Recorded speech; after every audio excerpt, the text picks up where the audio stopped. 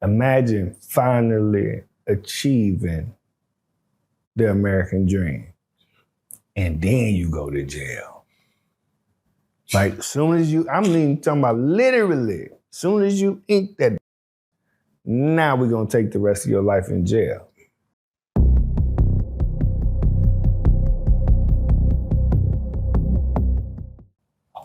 Prison Stories 101.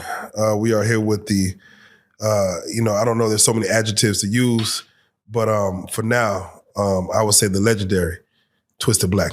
Welcome. Man, thank you for having me. What we like to do whenever we get started with these prison stories, again, thank you for coming in, because when I first started this, your story was one of those stories, at least in the city of DFW, Right. that I'm like, hopefully I'll build up to finally have you on the platform, and here you are. It took you long. It took you long enough, bro. Right. For those that don't know, if you don't mind, reintroduce yourself. Let them know how much time you served, and we'll start from there. Yeah, Twisted Black, Fort Worth, Texas. I ended up with a 30-year sentence. Actually, I got sentenced 3 30s, fought to get it consolidated, turned 130. Did 17 years and 2 months on it. Oh, man. One second.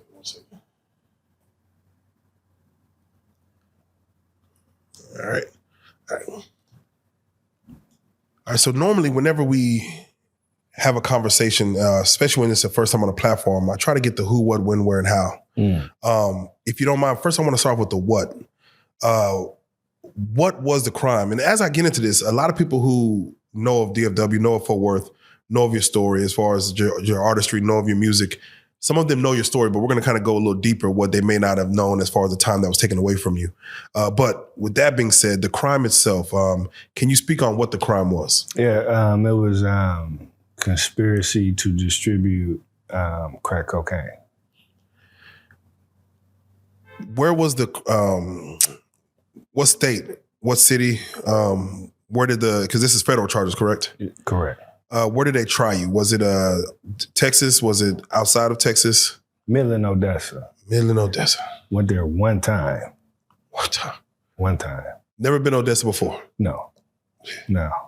What's your thoughts? I mean, the fact that, just that alone, do you feel like that was, well, of course, everything is like hindsight's 2020. Do you feel like that was a mistake?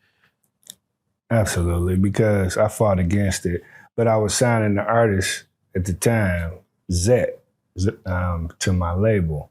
And he was like, man, come down here, and just basically just to show his people, that we were affiliated, and, he was headed, toward my way. So I went down there and did that with him, and, that's how they were able basically to say they knew of me or whatever, Okay. Yeah. So that's pretty much the where. And while we speak on the where the crime was, where all, if you can remember the unit names, where all did you serve time at? Oh, man. I served at 9 different compounds. The names are blurry.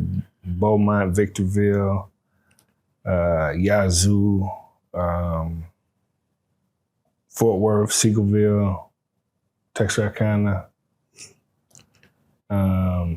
I was on diesel therapy, so I did a few months in Atlanta, but I was in holding transfer thing, a few months. Okay. Man, I know I left some out, but 9 different places. Yeah. And when was the crime? I mean, when was the time you served? How old were you, and when did you go in and when did you get out? Yeah, 06. I went down in 06, and I probably was about, and I know y'all didn't understand that because I ain't never gonna tell you. But yeah, so I went down. I went down in 06 and did 17 years. Okay. Yeah. So released in I believe was that 2015? 2023. 2023. Yeah, been on a couple of years. Oh yeah, 2023. Yeah. Okay. All right. We always try to find out the who, meaning who was affected by you having to go sit down. Who was left at home, who was affected possibly even by the crime itself. Right. Go ahead. Well, at the time, I was married, so I'll start there with my wife and my children. So it definitely affected because now I'm plucked out, outside the family tree. Who was affected? No, I'm not going to speak on who was affected by the crime because I didn't do it. You know what I mean? If anything, the things I used to do is why I was targeted for this crime. Oh, wow. So, and I'm gonna say my whole city was affected because, as far as the rap community, or and that, like, I kind of held a torch. And so when I got taken away, they found a way. You know what I mean? But I feel like they would be further along had I still been here. Yeah. Lastly, we try to understand the why, meaning as you're standing there in front of a judge and they're throwing these football numbers at you, Yeah. and you're looking at your life, someone has to like take a retrospective look and say, what in my life led me to this point right here? Whether it's, trying to obtain money, was it for women? Was it for status? Was it for a career? Right. Was it lack of parenting or lack of brotherhood? Where would you say is the why as you're standing there looking at your life being taken away from you?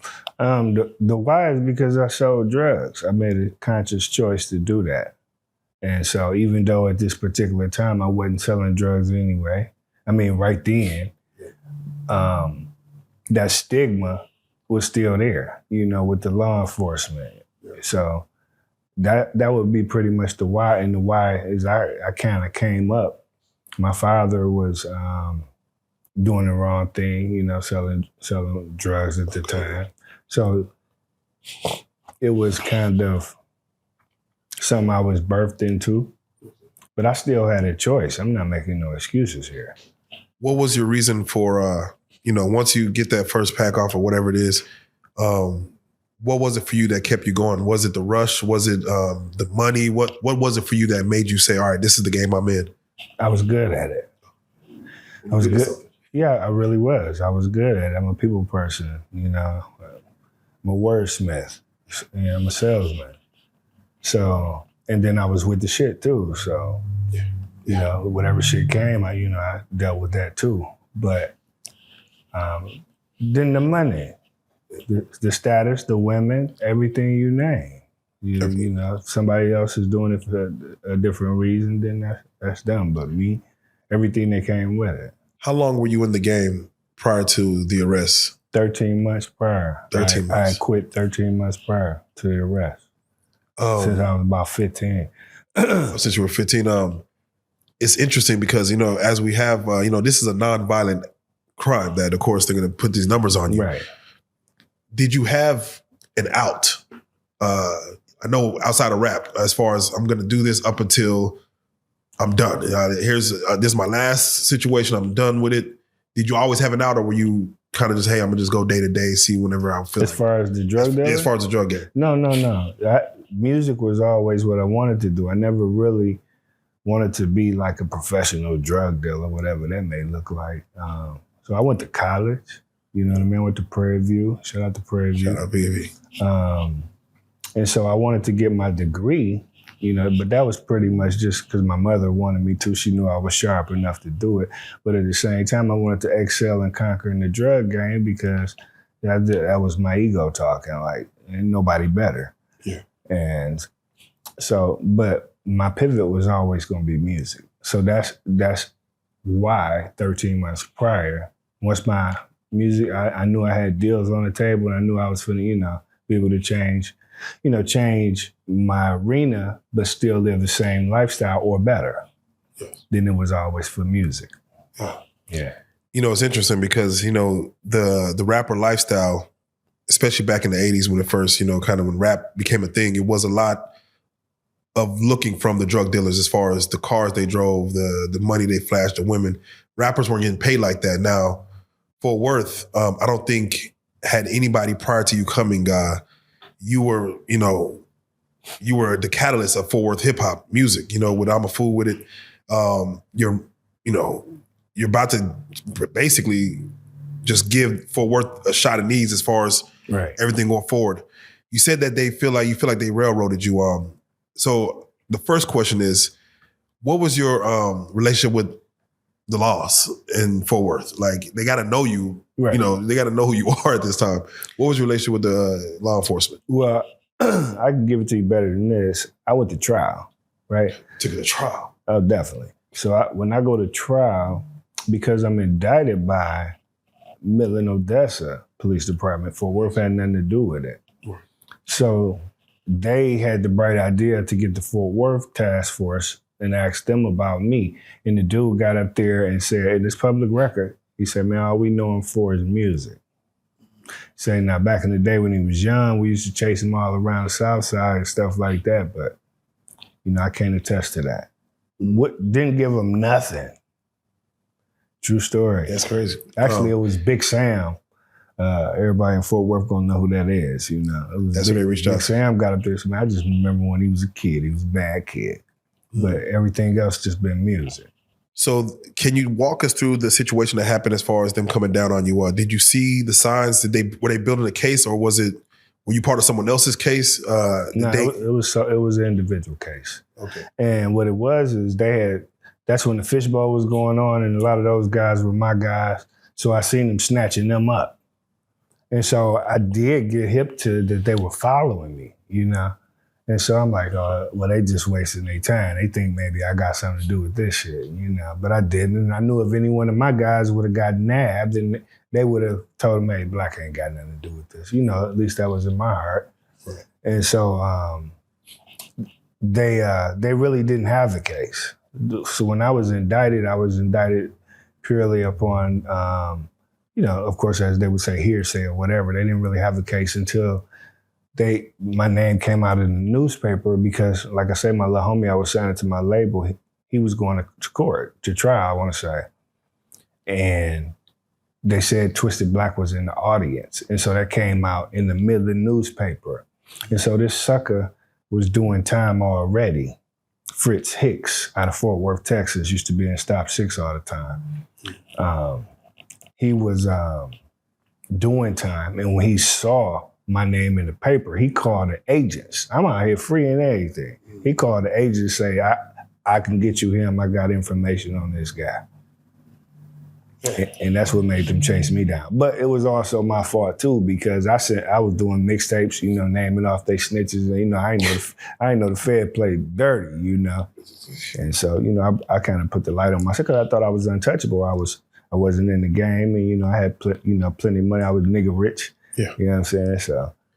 So the day of it happening, can you walk us through as far as what happened? Were you were in Midland? Hell no. I was at home. It was I went to Midland a year prior. I was at home, standing in my garage, talking to my agent, smoking a cigar. And I could see a little Saturn down there on the corner. I'm like, damn, that show looked like the little Saturn I've been seeing following me. Yeah. Then I looked this way and it was Excursion. I could see a guy was in the driver's seat. And I couldn't tell what. I'm like, damn, it looked like he. And as soon as I looked back to the Saturn, they floored it. Boom, and another Excursion came behind him. And as he got closer, I seen DEA across his shirt. Ooh, while he's still in the car. While he's still in the car, But I'm saying to myself, I said, oh, somebody in trouble. I ain't thinking me. You said the Saturn you saw it was following you. Yeah, the Saturn had followed. I thought I saw it following me before, and so when I stepped out, when I was standing out in my driveway, I said, that sure looked like that goddamn Saturn because it's just sitting there on the corner. Yeah. I say, I wonder is that Saturn? Before I look this way, and everything just kind of happened in split seconds. Once they hop out, do you ask questions of like, what is this about? Yeah, first I was just trying to get him to not shoot me. He's like, get out. I'm like, whoa, hold on. He's like, get out. I said, whoa. First of all, let's get some understanding here. I'm gonna get out. Ain't nothing in my hand but my cigar. Can I smoke? He said, yeah, just get out on the ground. So I put my cigar in my mouth and got out on the ground. That's plain. I just really wasn't panicking. Yeah. I wasn't trying to, be super cool. And I wasn't panicking because I knew I hadn't did shit. Okay, yeah. You see what I'm saying? So I knew in my mind, like, this shit finna blow me up. I'm finna be, you know what I'm saying? It's way before content. Yeah. Like this, I'm finna, y'all ain't finna do nothing but raise my stock. But, so from there they handcuffed me and then started to, proceed and search the house and stuff like that. So I'm assuming they explained to you as far as what this is about, or you don't know what it's about yet. Or this is all as you're preparing for trial. You start learning more. Or? Well, he did tell me while I was on the ground. He said, we're federal agents with the you're being indicted out of Midland, Odessa, blah blah. And right then, I kind of sniggled to myself like, "Oh, this really ain't shit. I thought y'all finna put me in this shit with my buddy. Them this shit here ain't nothing." And yeah. Do you have a public defender? Do you have a lawyer already paid for? Or do you hire an attorney? Well, at the time, no, I didn't have a lawyer on retainer. I wasn't doing anything. So they initially gave me a public defender in the beginning, but as soon as we knew I was being indicted or whatever, I went and got a couple horrible lawyers. Okay. Yeah. They say federal agents, they have like this conviction rate of 90, they throw numbers out there, 97, 98%. Yeah.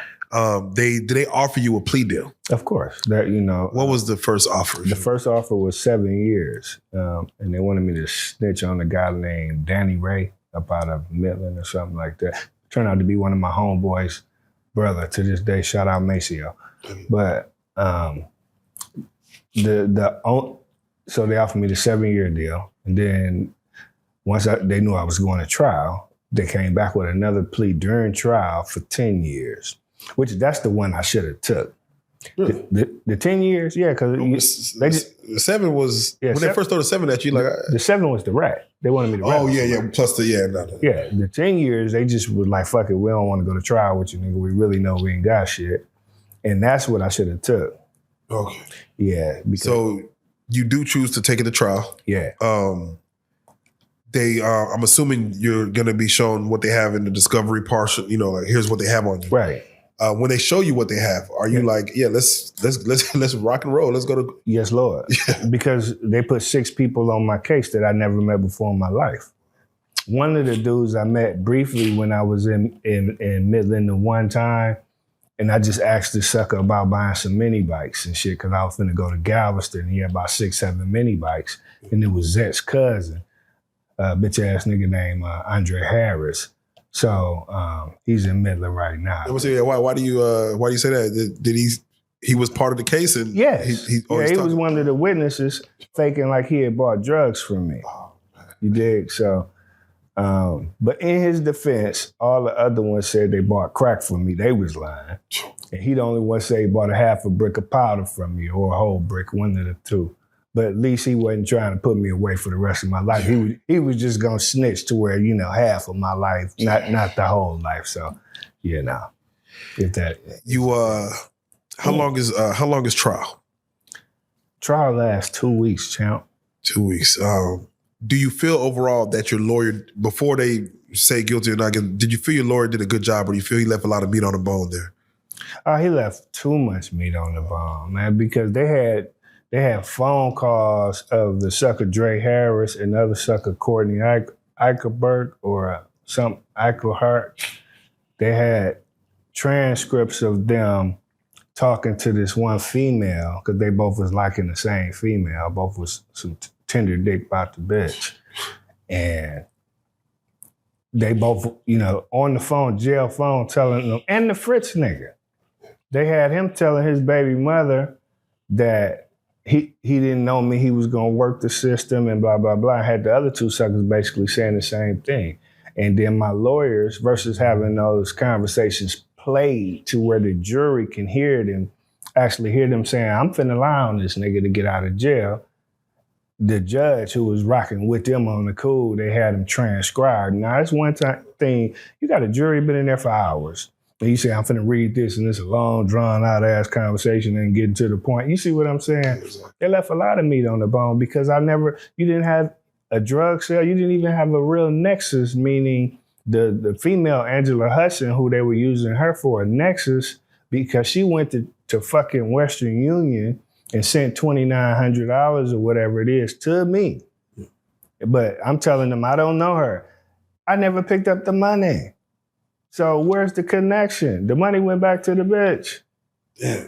I didn't pick it up. So at this point, you are Twisted Black.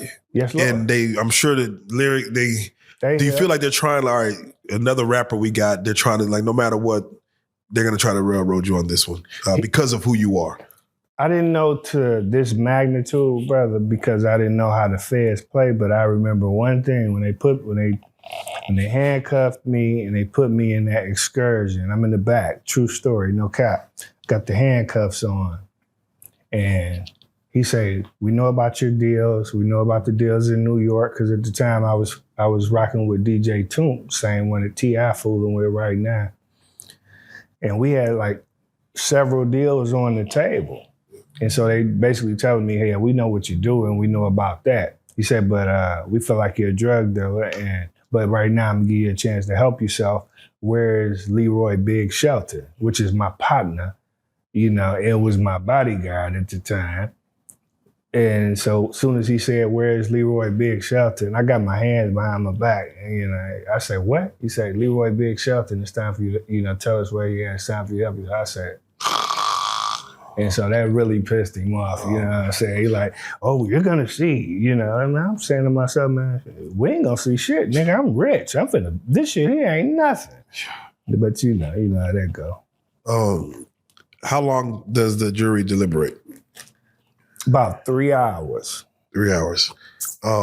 In your mind, who's there with you in court? Is your my wife? Whole family. Your family. My friends, my brothers, Jason, Ty, Nolan, everybody, Trav, everybody in my corner. My city was coming down there. Had the courtroom filled up every time.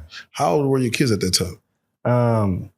12 and 8. Young kids. Wow. Kids, wow. As they deliberate, in your mind, based on the performance that, of course, they did and, your attorney, did you feel you gonna get that not guilty? Yes. Okay. Everybody in the courtroom felt that because the shit wasn't adding up. One of the suckers, the Dre Harris, they catch him lying on stand. He damn near crying, and they had to kick him off the case, kind of, It just wasn't, you could tell that they were fighting for their life. They lying for their life. But so in my eyes, and then they have 2 blacks on the jury. I'm like, at least if nobody get it, y'all gonna get it. Yeah, it's gonna get home. Shit. Man, please. 3 hours, they convinced them. Shit. So I do have to ask, as they come out, of course, either the jury or the judge are reading off the guilty verdict. For them to say guilty, what goes through your mind at this time? I look directly at the black woman. When they said guilty, I just did like, really?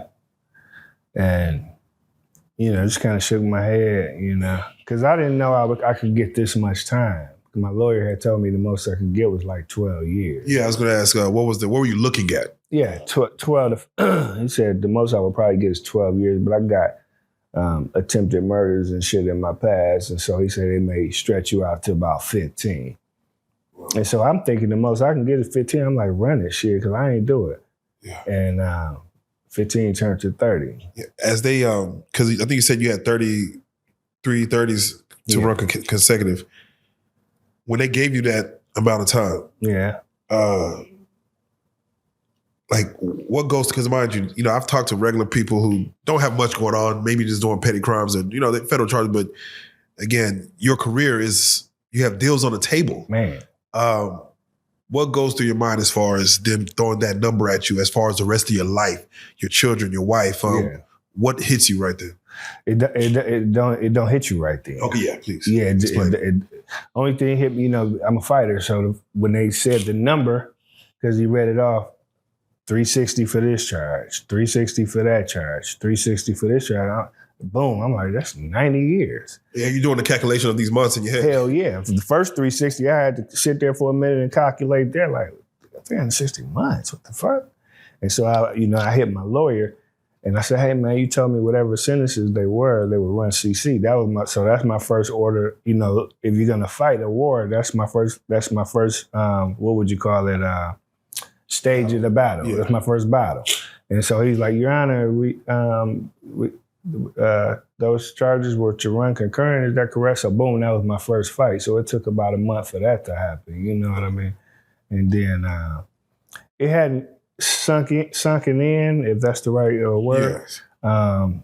About because I'm gonna beat it. I'm gonna fight it. It's just gonna take me longer. You know, that's kind of how we think. You know, I wasn't accepting it at that point. Do you feel it's real? Like as it's happening, like is this real? Is somebody's gonna come out and play a joke? You know, somebody's gonna say, "Oh, we got something wrong." Do you feel like there's a mistake being made, or do you feel like, okay, this is real? I got to start making some phone calls and start setting things up. At what point does that come in? Because as you said, it doesn't happen right then, but does it take a couple of days, a week, a month before you start realizing I actually got to sit this time out? Yeah,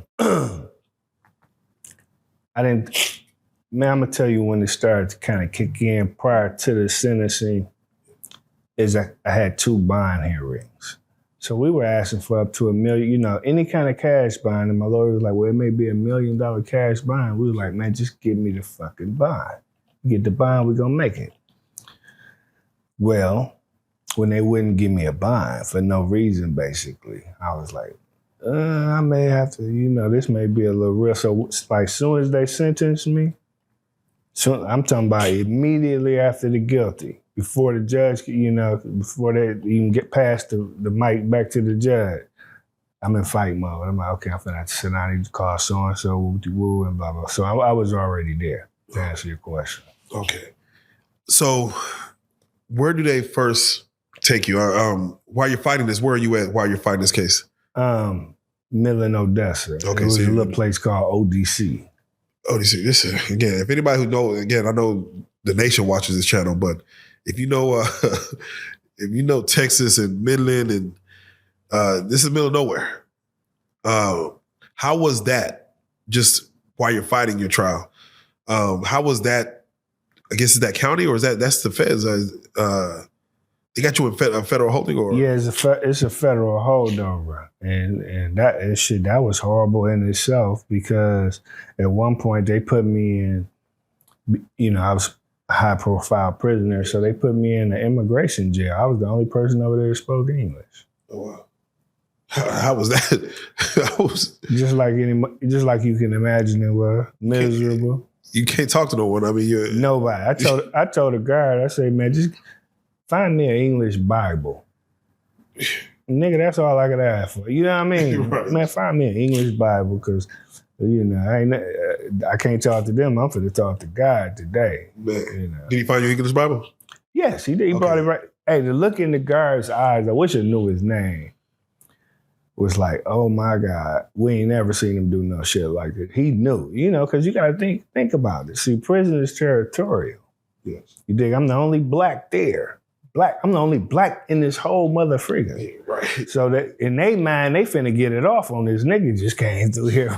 You know, but it worked in my favor because they was watching the news. Yeah. You know, so even when they watching the news, they seeing me on trial. So one of the ones that did after the first encounter where, you know, I was finna fight 2 Mexicans over the TV because they got 2 TVs. Y'all got a whole nother TV in this mother. So y'all gonna let me watch something. Yeah, there's no blacks. So ain't no nothing. Yeah. And I put this on everything I love. Man, I'm like, I want to die anyway, nigga. So, you know, I make one of you motherfuckers kill me in here behind this TV. And it was BET, 5 o'clock. You know, that shit used to come on at like 4, 5 o'clock. Man, I'm finna watch this. But it just so happened that they had seen me on the ticker of CNN. And so when me and the other Mexicans, we finna get it in about this TV because it happened the day before. And they come in today and they gonna sit there like they finna watch it. While I'm on the phone, I'm like, hey, champ, I'm watching that. And they was like, no, me. So I go unplug the bitch. And then they hop off the table, swear to God, they hop off the table and we square up. I'm like, come on, why you bitches run up? And Buddy ran over there and he speak a little broken English. He's like, no, you know, yeah. We see you on TV. We know you got a lot of time. You know, I said, yeah, well, let me make it. Yeah. You know what I'm saying? Let nigga watch TV up. Let's BET up here. Were you happy at least to get out of that spot? To go, you know, hell yeah. I couldn't wait to get to prison. Right. Man, please send me to prison, get me out of jail. Yeah. It's a difference. Now, I'm going to ask this question a few times as we speak on the spots, but do they know who you are as a rapper in Odessa? Yeah, they did. Yeah. Okay.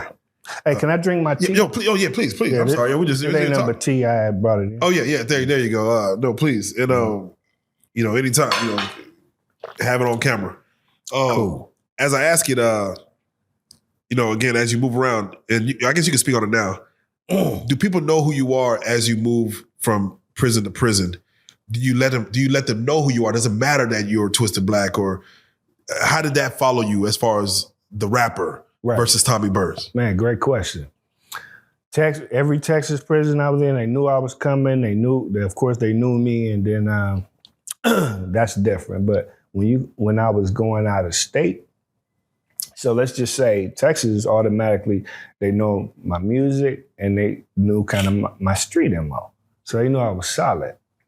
But when you go to other states, they don't know you like that. And even if they said back then, we had all the magazines, so I was in every publication. So if they'd seen it or they missed it, they didn't care. You know what I mean? And I didn't care either. I wasn't going in and say, hey, I'm Twisted Black.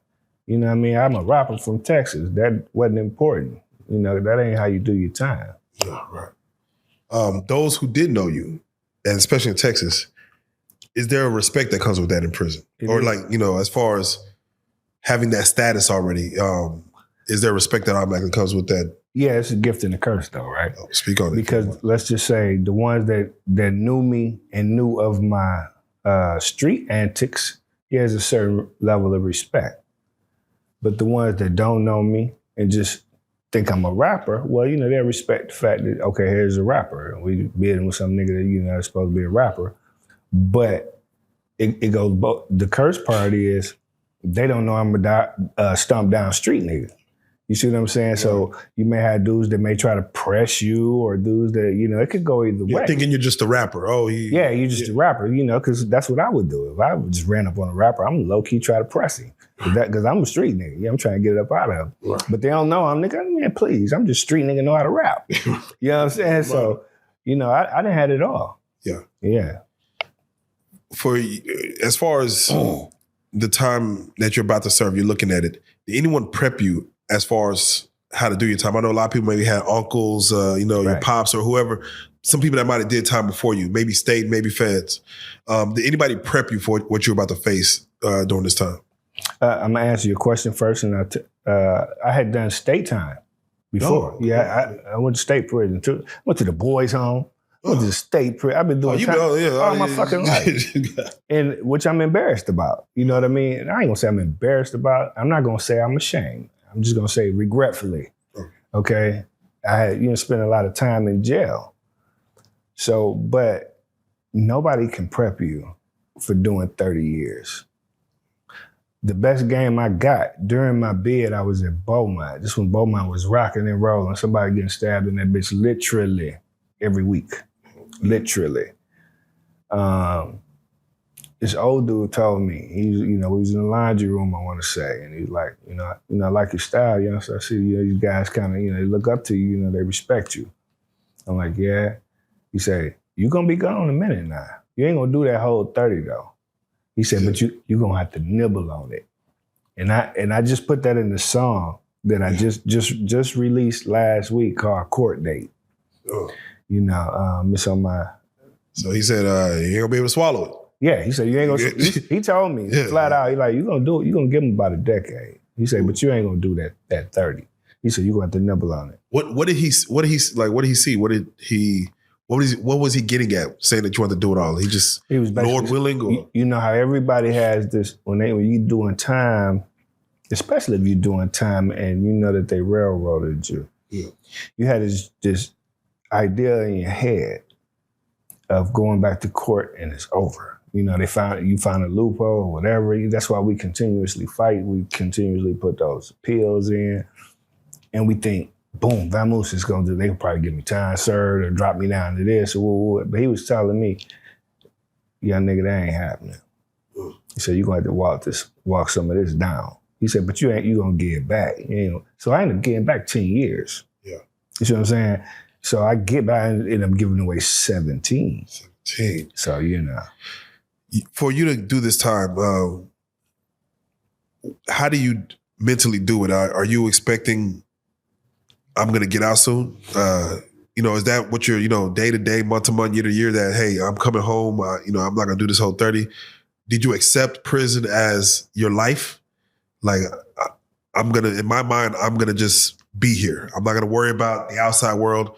How did you do your time overall? I did my time. I'm not going to lie. I did my time the way I fucking wanted to. Okay? I had the best of the best everywhere I went, every compound, because that's just who I am. I'm a hustler. I'm going to get to it. I'm going to find where it's at, and I want some. Yeah. Anybody, see, here's the thing about telling these prison stories, why y'all sometimes, no offense to you, y'all go get the weenie in here to come tell a prison story, and then he'll tell all these people about how he was in prison. But that's his perception. Because you got a whole lot of dudes sitting in prison saying that nigga was a cold sucker. And then so if you take a poll from them, then the dude sitting in this chair really was weenie. But I'm telling you now, everything I'm telling you about me in prison, check with them and they're gonna tell you the same thing. Ooh. You know what I'm saying? I wasn't no better than the next one, but I wasn't ducking nothing. Period. Whatever's mine, I'm taking my lick, you know what I'm saying? But I'm gonna get to the money everywhere I went. So I did my time the way I wanted to. But I never accepted the 30. I went to the prison law library. I stayed on my knees praying. I give all glory to God. But if a nigga wanted some trouble, then I meet him there. Oh. Yeah. All right, well, as we get into these stories, let me ask you, first and foremost, what are your thoughts on prison in general, just as an institution? If you sit up and you watch one of those, I guess that would be some agriculture show where you see the cows and all the animals going through this, and then they get the brand, and then they put them through this, and then they play with their nuts, and then they put them through this, and then they do it's an assembly line for human beings. Yeah. That motherfucker moves like a well-oiled machine. If you ever been through transit, I went through transit 23 times. And I know all the Fed niggas like, oh my God. Nigga with 20, between Atlanta and Oklahoma, 23 times. Yeah. Okay? So that it moved like it's so fucked up. Yeah. What was if you can remember, as far as prison, once they got you, you're about to set this time, do you remember your first day, your first week as far as in prison? In prison. What was the name of the first unit you went to outside of Beaumont? Yeah. Do you remember your first day? What was your first day? Hell yeah, I remember my first day. So when I first pull up, you walking, because you walk, they let you out of intake or whatever, and you tell you where you're going. Yeah. So as you walk in, it's motherfucking desire, I guess, during the move or whatever. So you see different people know you up there. So as soon as I'm coming down the bowling alley, the little walkway, whole gang of niggas on their way toward me. I don't know what time it is. And I see one of my old cellies from ODC, which was my partner Slim, Lubbock Slim. I see him, and then I see my street nephew, Akar. And so each one of them bringing me a bag, a care pack, here goes some shoes, warm up, blah, blah, blah, this type shit.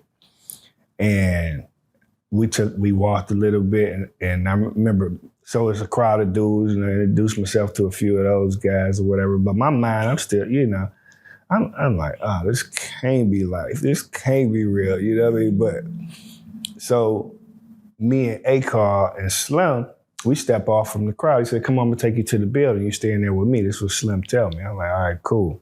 As we step off, Akar said, hey, I put your knife in this bag right here. Woo, woo, woo. I said, my knife. He was like, yeah, I put your knife in there. This motherfucker go down. Woo, woo, woo. Now keep in mind, Akar, when I left, he was just a younger, bad kid, you know what I mean? And my partner Stein used to want me to talk to him, kind of like mentoring, you feel me? Here he is now giving me my first knife. So I told him, I'm thinking maybe he think, You know, because he's younger. I'm like, nigga, you know, maybe you think I can't squabble or something. You know, maybe I'm a sucker or something. You know, so I said, nah, I don't need that, man. I'm straight. Yeah. He said, nah, you're gonna need that. Trust me. I said, nah, take that back. I don't want that. So he take the knife back. Shit, 2 weeks later, I was like, nigga, bring the knife back. Let me get that. Right. Well, seriously. What happened within the 2 weeks? What all did you see? Well, I'm gonna tell you what was my red line. Yeah.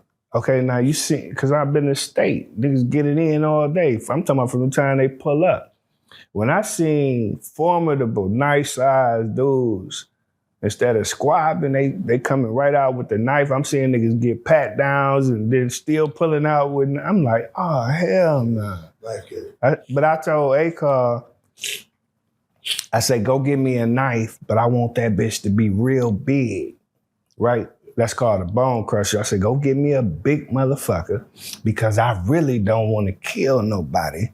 I just want it so big that when I pull it out, I could hit a nigga with that. You know, I ain't even talking about stabbing because I ain't trying to run my time up either. I ain't, you know, but I just want it to be so big and intimidating that, you know, I don't even have to use it. That's what I'm hoping for, which, you know, that changed shortly too. You got some air on this? You got the fan on or something? Yeah, let me turn it on. Let's take a little pause, but let's get it right. Let's get it right. Let's get it right. I know, dude. Oh, yeah, this shit said 81. Mm-hmm. What the hell? I forgot I was trying not to blow you out on camera. Nah. I got you. Nah, it's us. Let me see. Fan on. Let's bring it down. And mind you, it's crazy. It's on heat. Oh, damn. Who did that? I don't know how to turn this on. Actually, there we go. Let me grab my tissue.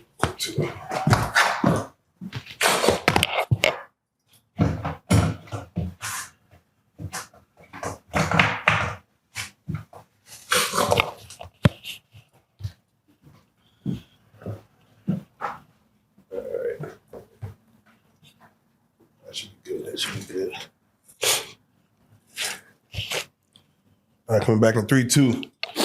I'm like, I have to ask. Let me turn up the light.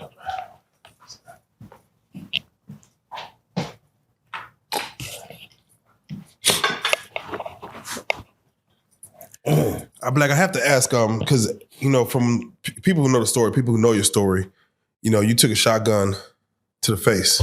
Yeah, and you know, people have tattoos over their face and stuff like. This is something that you're in prison with. Yeah, and people still question if you was like legitimate or something like as a damn the rap world, right? When they see you, right? Do they ask a story like, man, what happened, or they understand like, nah, this man's been through something. This man's been through hell, or he's been through war. Well, I'm gonna first let the people get a good look at the scar, but I can't say what they were thinking, but I would think if I see somebody with that type of scar, in my mind, you definitely know they've been through something. What, you don't know, you don't know. But just because a nigga got a scar on his face in prison don't mean he's solid. So that was the question, is he solid? But as far as pulling up on me, asking me about my face, I'm not allowing that. And nigga, I don't know you. I'm not finna let no nigga just pull up and go to quizzing me. You know what I mean? That's a problem. You know, but if I get, once we cool or something, like what happened right here? Shit, I got shot. You know what I mean? But put a stranger, hey man, what happened to you, man? If you don't back up. Yeah. What were rules that you either were trying to live by, or even if someone who's never been to prison before, what rules would you say someone would have to live by to survive in the prison? time you did? Yes. Yeah. There's only one rule to survive in prison for a real man.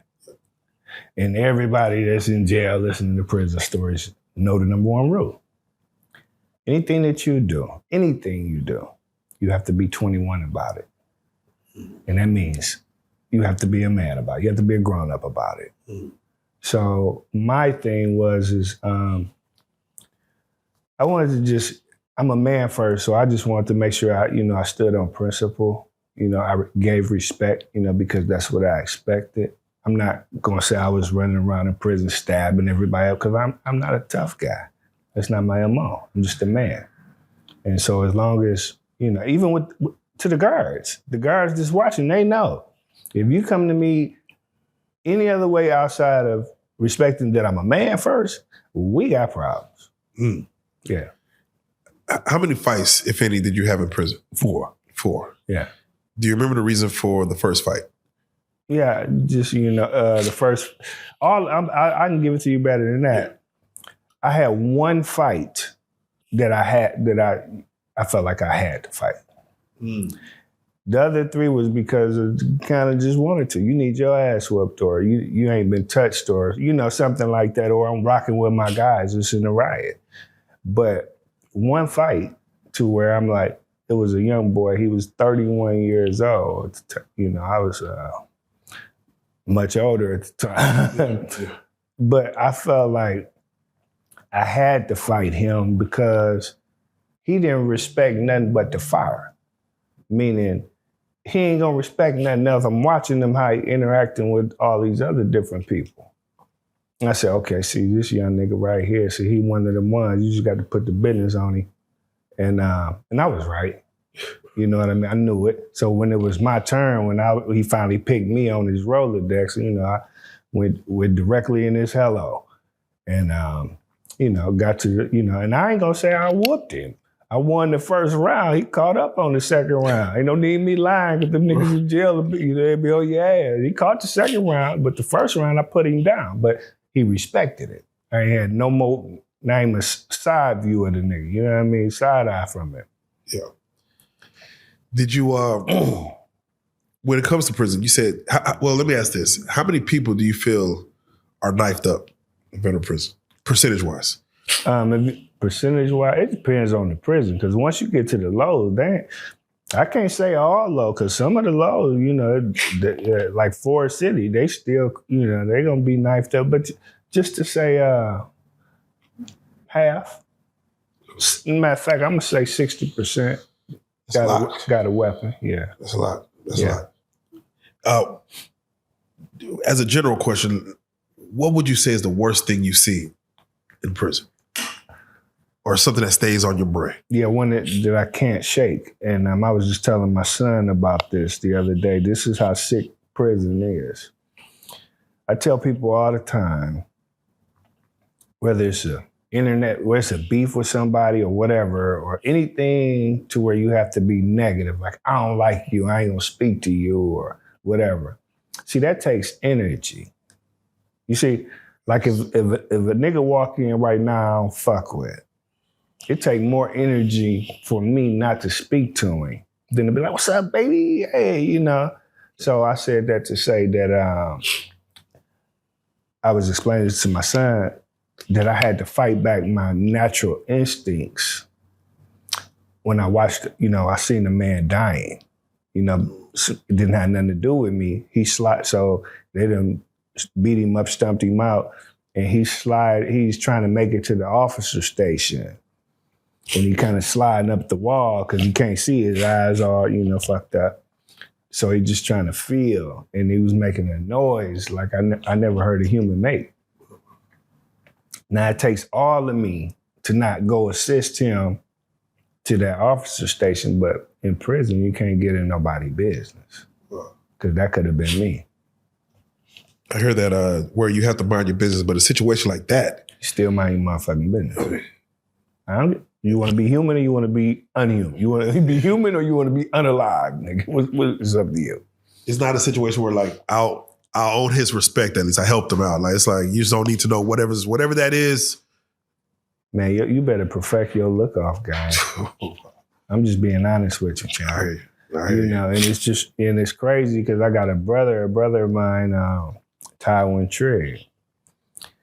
Because a lot of times we're talking these stories, things that come up, and he's a real analytical thinking guy. He's just very intelligent. And he just can't make it make sense. And I said, it don't make sense. It's just that you're in another world. Wow. And you're in that world, man. In Rome, we do what the Romans do, man. Who was riding your time with you as far as your wife, your children, brothers, family, mother? Who was doing this time with you? And did anyone fall off from that? No.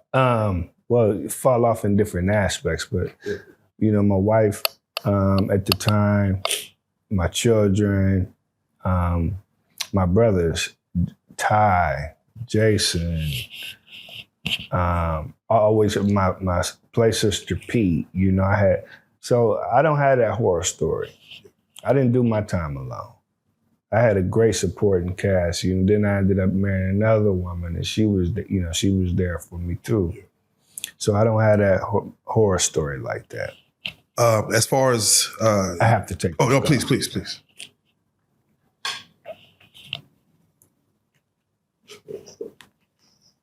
Hello. I'm doing an interview.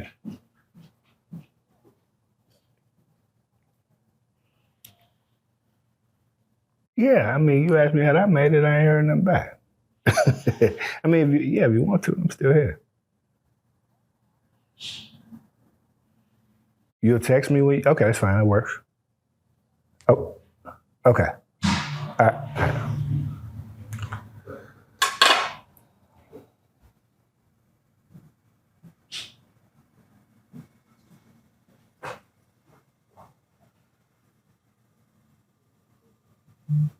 I'm sorry, brother.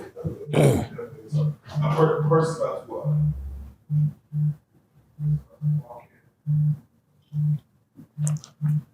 gonna have him sit inside the room. You sure you don't want to walk him into this interview? Okay. I'm gonna have both of y'all sit right here. Okay, for that 20 minutes. Yeah. So, money on books.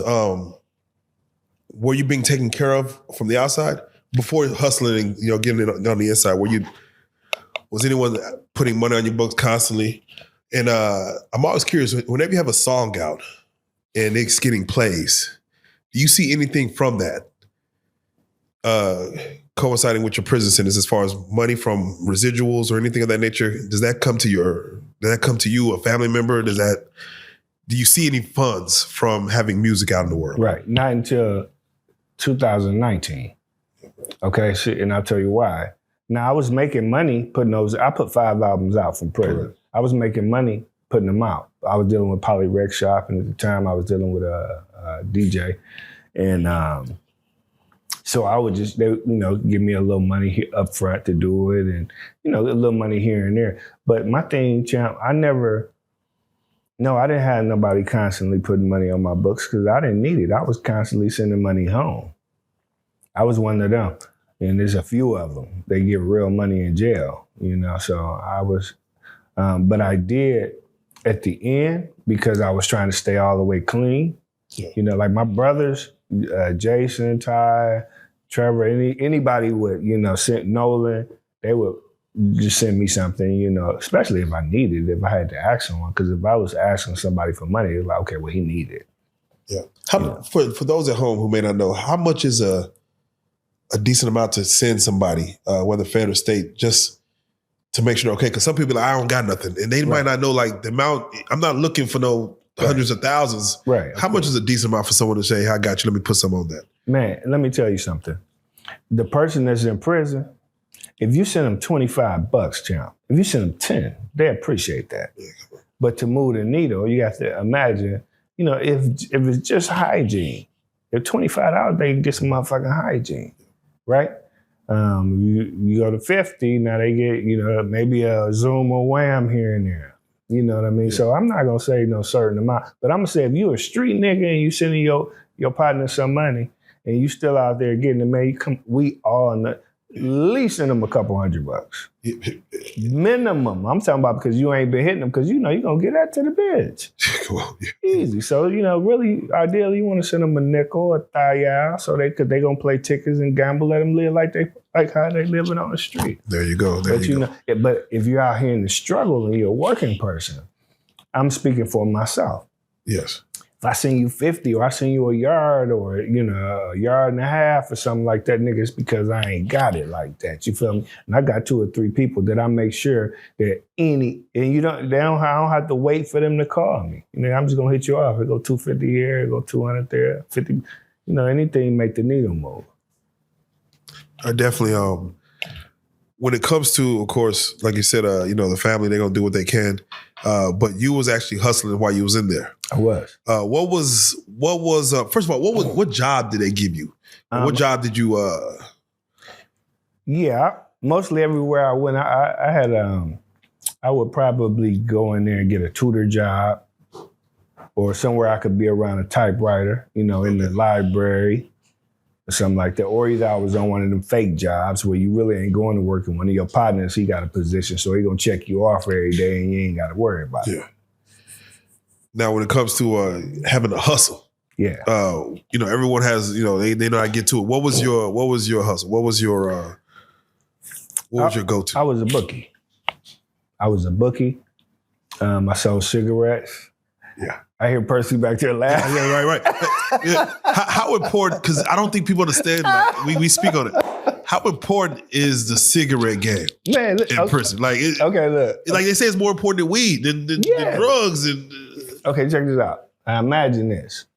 Imagine you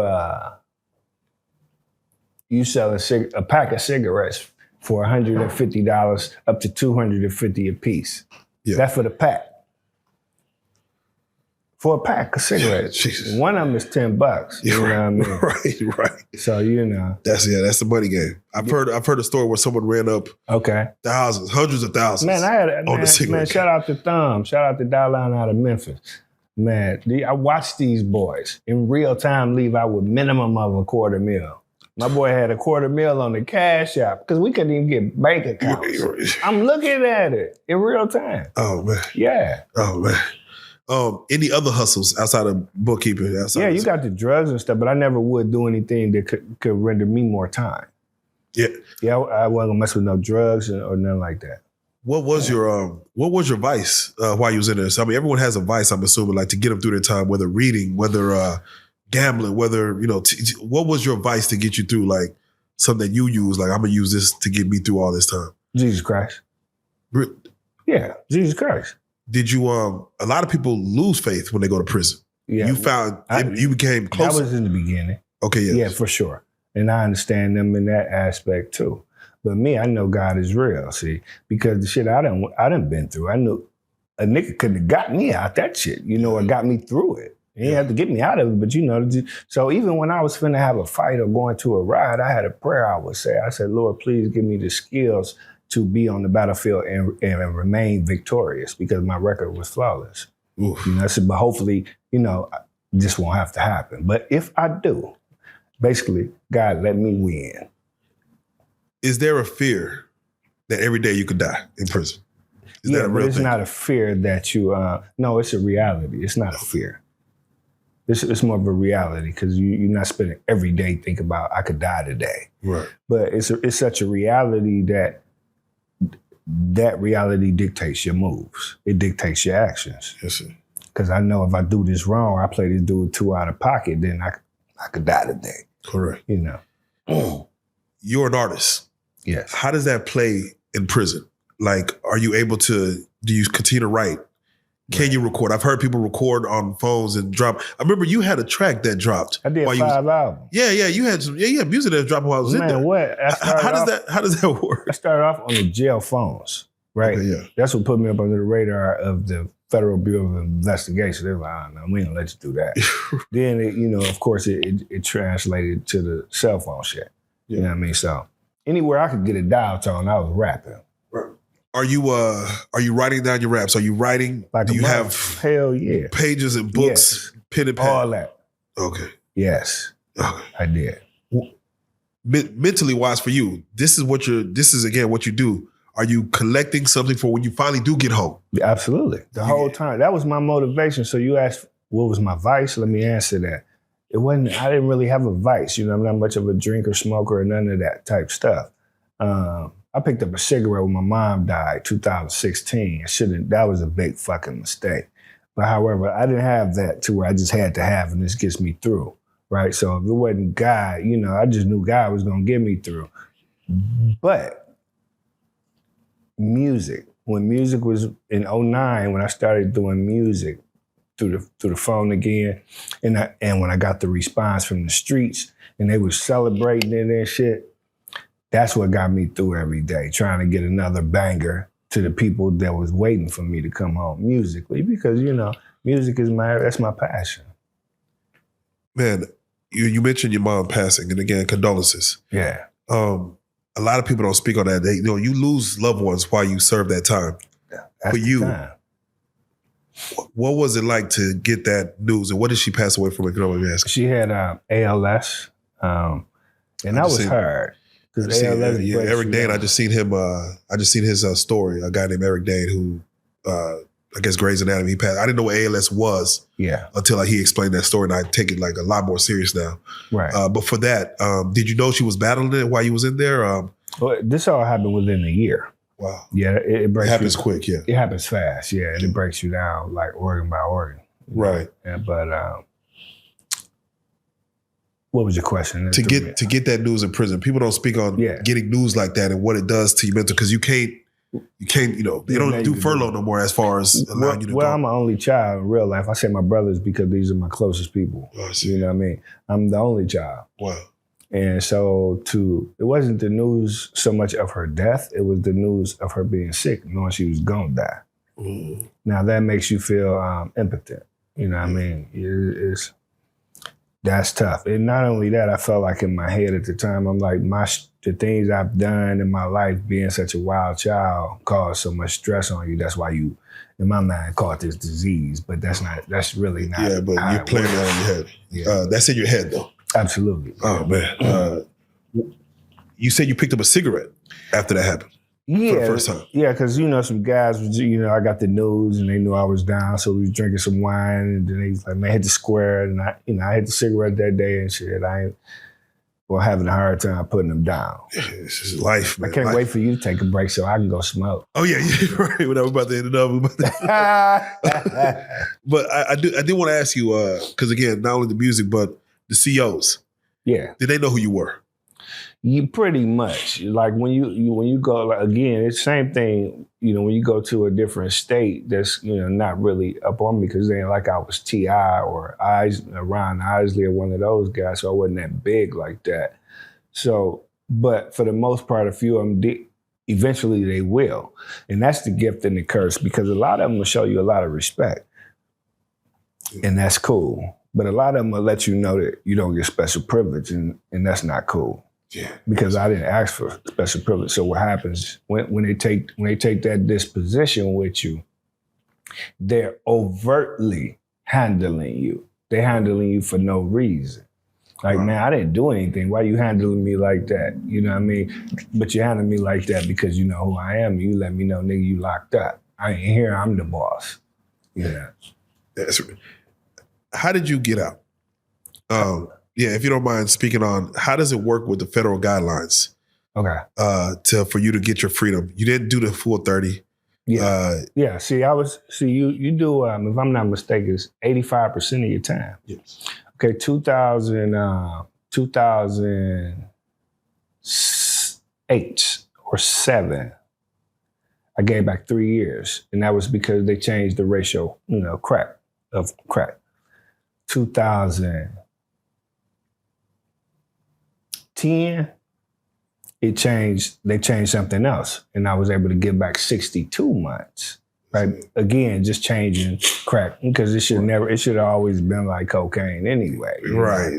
And then the last year, Donald Trump had, he inked the First Step Act. And so if you program and staying out of trouble, keeping blah, blah, blah, they doing all these different programs and shit, you could get up to a year off. And I got that year off, right at the end. So I ended up giving them back 10 years. There you go. But other than that, how I got out, I walked that bitch down. Yeah.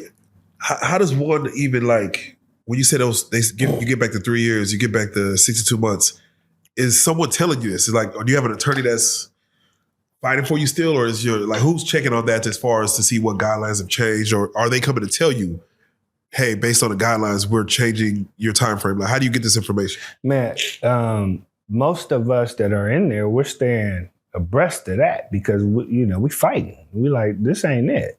And so you get these little reports. They had different prison letters and stuff like that. Well, we watch CNN every day. You know what I mean? That was one of my things. I'm gonna watch that daily. Right. And so, the same way.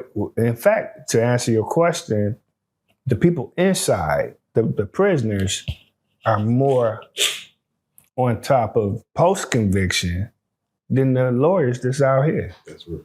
Yeah, because shit, for us, it's everything. It's our breath. It's our freedom. Exactly. So that's kind of how that was. We on it. Exactly. As far as coming home, they gave you out date. So you knew, or was it just immediate release? 2033 was my out date. That was your out date. Yeah. As far as once the guidelines changed and shifted, did you know you were coming home? And how long did you know as far as what day you were coming home? Or yeah, no, it don't really work like that in the Fed because you have to get halfway house and all of that, or you gonna walk that bitch all the way out or whatever, whatnot. But for me, like 8 months, I let's say 8 months prior to coming home, I know, okay, I'm leaving on that date, but it shifted because that year kicked in, and then I'm thinking it's like 8 months up or something like that, if I'm not mistaken. And then they came in and said, hey, you leaving in 9 days. I'm like, 9 days?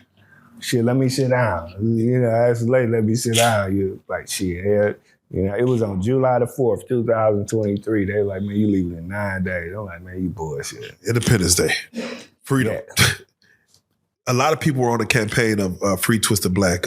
Did you feel the energy of outside in Dallas-Fort Worth as far as your name and one day Twisted Black coming home? Just throughout the years, did you feel that energy? Did you hear from talking to family members, brothers and stuff like that, hey, they're waiting on you? Yeah. Or did you tune that out as far as any Free Twisted Black movements? Yeah. That's two questions. Yes. But I answer both. Yes, I heard it. But no to it. I couldn't see it, so I just didn't know. Yeah. But you could hear my son or my partner, man, everybody was in the club, whoop-de-whoop. But you don't know, And then you don't lead with it anyway. It doesn't matter because it ain't gonna help me get up it ain't gonna help me in here nan day. That's right. It ain't gonna make me no more special than this nigga next to me that don't rap. That's real. As far as coming home, who was there as far as your release? And what were you expecting to come home to?